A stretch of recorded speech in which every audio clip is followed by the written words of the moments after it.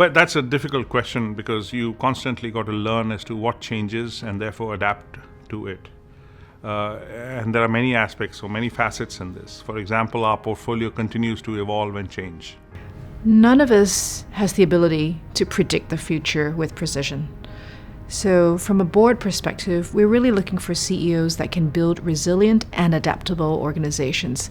Now, these sound like a paradox, but actually you need people and systems and culture that at the same time is resilient to the many adaptations that are going to come about, but at the same time the agility to be able to adapt and shift course quickly. The collaboration between the board and the CEO, in my view, is getting increasingly important because the world is getting more complex. There is not a single party in that can claim to have all the answers. So therefore, relying on a wider audience. And it's not just between the CEO and the board and necessarily the management team. It actually goes beyond that. I think we're in a situation now where youth and new technology brings angles in that is just hard for an older leadership team. So how do I listen to that new group of opinion makers in an organization? So I would say that grow, but with a wide, clear understanding of what's happening in geopolitically, and temper that ambition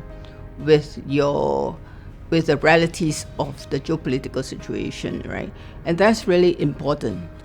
So from a technical standpoint, we got to learn enough about the products that we offer to the market, to the customers, to be able to make sure that we position ourselves appropriately.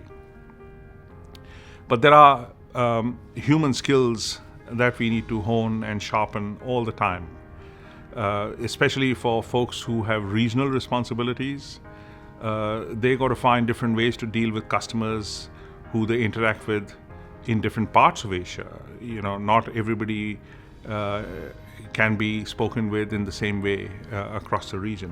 So really broadening it out and understanding what's going on.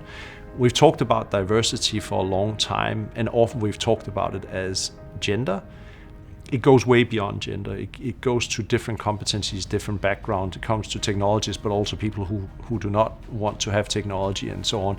So for the ExCo and the board to find reference bases of group of people that are around them, that can give them input, that can help them inform, but ultimately decision makers can come back to the board and the leadership team. But the reference group of people that you need to engage with, in my view, has gotten bigger. And you got to be more comfortable with not knowing and with asking stupid questions and being curious as a leader. And that's probably always been the case. I just think that with the pace that is accelerating, that just becomes more and more important.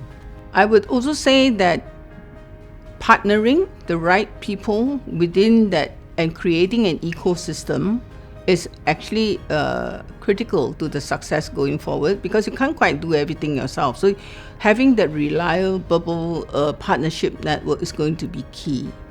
And finally, really building, I would say, looking after customers, because looking at the very basics, right? Customer value, you know, what makes a customer happy is actually going to keep the business going. So the ability to stay curious, to stay connected, and to also stay courageous.